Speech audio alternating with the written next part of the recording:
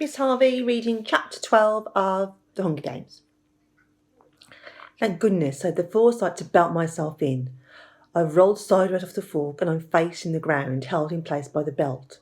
One hand and my feet straddling the pack inside my sleeping bag, braced against the trunk. There must have been some rustling when I tipped sideways, but the careers have been caught up in their own argument to catch it. Go on then, lover boy, says a boy from District 2. See for yourself. I just get a glimpse of Peter, lit by a torch, heading back to the girl by the fire. His face is swollen with bruises. There's a bloody bandage on one arm, and from the sound of his gait, he's limping somewhat. I remember him shaking his head, telling me not to go into the fight for supplies, and all along, he'd planned to throw himself into the thick of things. Just the opposite of what Hamish had made him do. Okay, I could stomach that. Seeing all those supplies was tempting, but this other thing, this teaming up with the career wolf pack to hunt down the rest of us. No one from District 12 would think of doing such a thing. Career tributes are overly vicious, arrogant, better fed, but only because they're the capital's lapdogs. Universally, solidly hated by all of those from their own districts. I can imagine the things they're saying about him back home now, and Pete had the gall to talk to me about disgrace. Obviously, the noble boy on the rooftop was playing just one more game with me, but this will be his last. I will eagerly watch the night skies for signs of his death if I don't kill him first myself.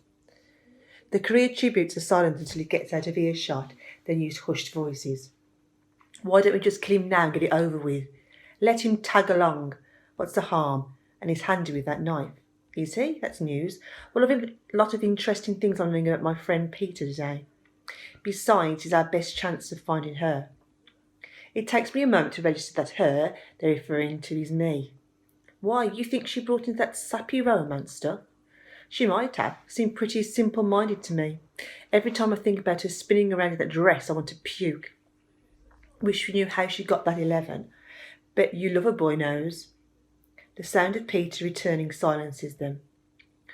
Was she dead? Asked the boy from District 2. No, but she is now, says Peter. Just then the cannon fires, ready to move on. The career pack sets off at a run just as dawn begins to break, and birdsong fills the air. I remain in my awkward position, muscles trembling with exertion for a while longer. Then I hoist myself back onto my branch. I need to get down, to get going, but for a moment I lie there, digesting what I've heard. Not only is Peter with the careers, he's helping them find me. The simple-minded girl is to be taken seriously because of her 11, because she can use a bow and arrow, which Peter knows better than anyone. But he hasn't told them yet. He is saving that information because he knows it's all that keeps him alive. He still pretends to love me for the audience. What is going on in his head? Suddenly the birds fall silent. Then one gives a high-pitched warning call, a single note, just like the one gale I had heard when the red-headed Avox girl was caught. High above the dying campfire, a hovercraft materialises. A set of huge metal teeth drops down. Slowly, gently, the dead tribute girl is lifted into the hovercraft. Then it vanishes. The birds resume their song. Move, I whisper to myself. I wriggle out of my sleeping bag, roll it up and place it in the pack. I take a deep breath. While I've been concealed by darkness and the sleeping bag and the willow branches, it has probably been difficult for the cameras to get a good shot of me. I know they must be tracking me now, though. The minute I hit the ground, I'm guaranteed a close-up.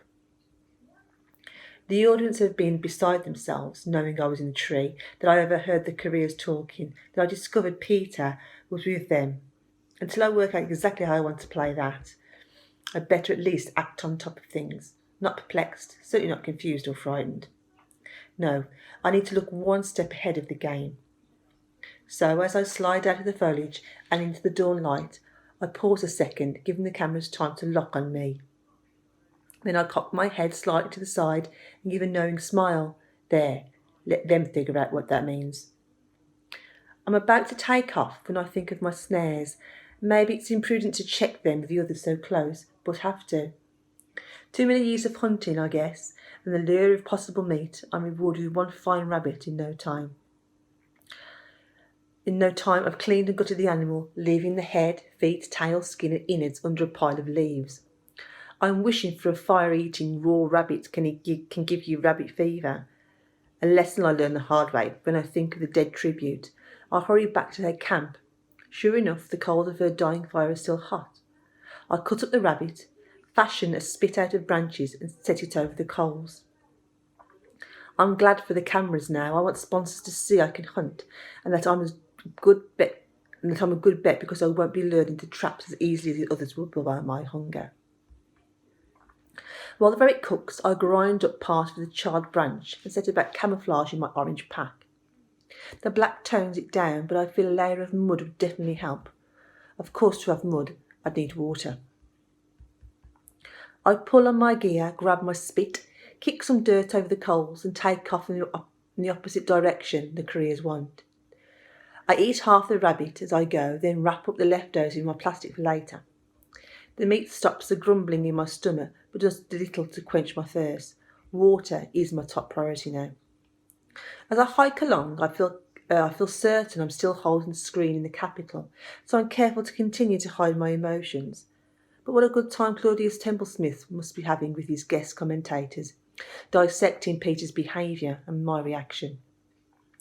What to make of it all? Has Peter revealed his true colours? How does this affect the betting odds? Will we lose sponsors? Do we even have sponsors? Yes, I feel certain we do, or at least did. Certainly Peter has thrown a wrench into our star-crossed lover dynamic, or has he? Maybe since he hasn't spoken much about me, we can still get some mileage out of it. Maybe people will think it's something we've plotted together if it seems like it amuses me now. The sun rises in the bright sky, and even if the canopy seems overly bright. I coat my lips in some grease from the rabbit and try to keep from panting, but it's no use. It's only been a day and I'm dehydrating fast. I try and think of everything I know about finding water. It runs downhill, so in fact continuing down into the valley isn't a bad thing. If I could just locate a game trail or spot a particularly green patch of vegetation, these might help me along, but nothing seems to change. There's just a slight gradual slope, the birds, and the sameness to the trees. As the day wears on, I know I'm headed for trouble. What little urine I've been able to pass is a dark brown, and my head is aching, and there's a dark, dry patch on my tongue that refuses to moisten. The sun hurts my eyes, so I dig out my sunglasses, but when I put them on, they do something funny to my vision, so I just stuff them back in my back. It's late afternoon and I think I found help. I spot a cluster of berry bushes and hurry to strip the fruit, to suck the sweet juices from the skins. But just as I'm holding them to my lips, I get a hard look at them. What I thought were berries have a slightly different shape, and when I broke one open, the insides are blood red. I don't recognise these berries. Perhaps they're edible, but I'm guessing this is some evil trick on the part of the game makers. Even the planting instructor in the training centre made a point of telling us to avoid berries unless you were 100% sure they weren't toxic. Something I already knew, but I'm so thirsty, it takes a reminder to give me the strength to fling them away. Fatigue is beginning to settle on me, but it's not the usual tiredness that follows a long hike. I have to stop and rest frequently, although I know the only cure for what ails me requires continued searching. I try a new tactic, climbing a tree as high as I dare in my shaky state to look for any signs of water. But as far as I can see in any direction, there's the same unrelenting stretch of forest.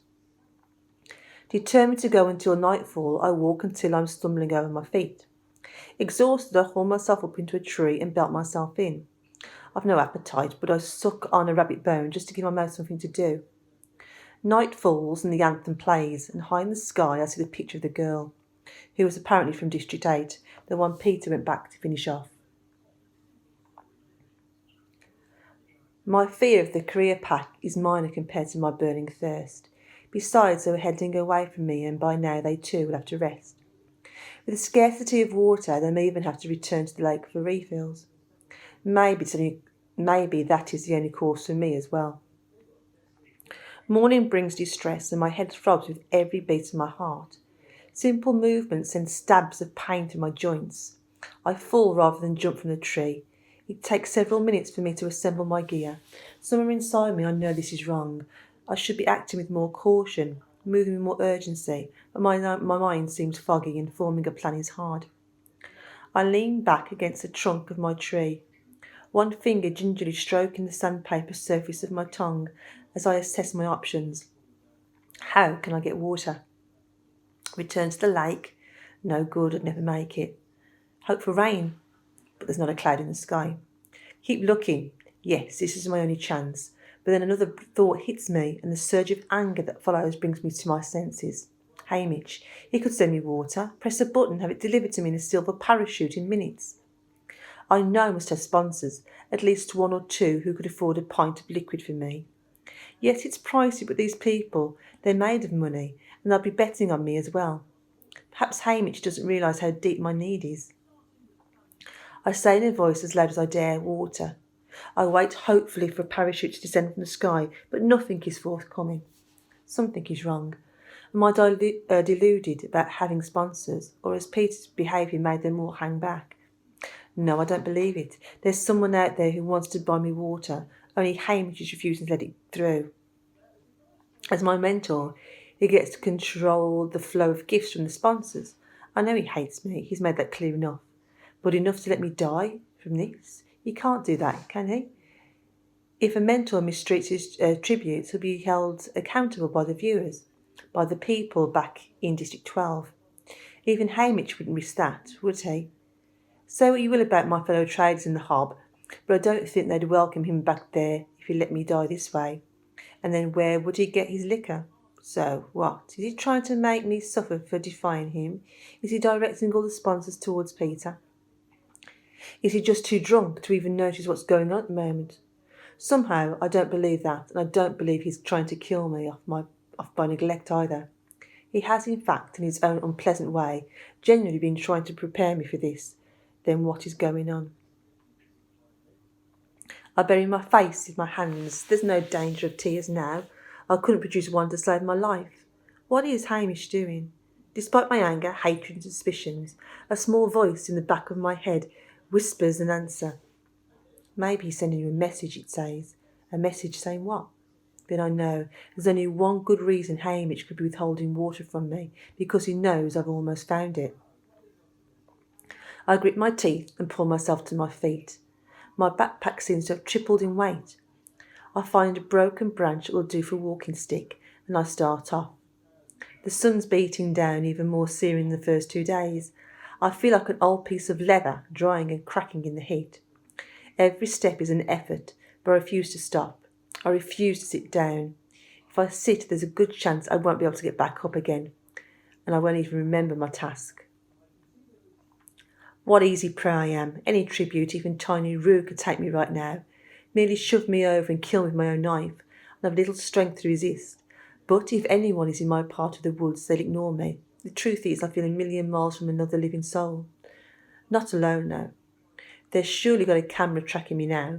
I think back to the years of watching tributes starve, freeze, bleed and dehydrate to death. Unless there's a really good fight going on somewhere, I'm being featured. My thoughts turn to Prim.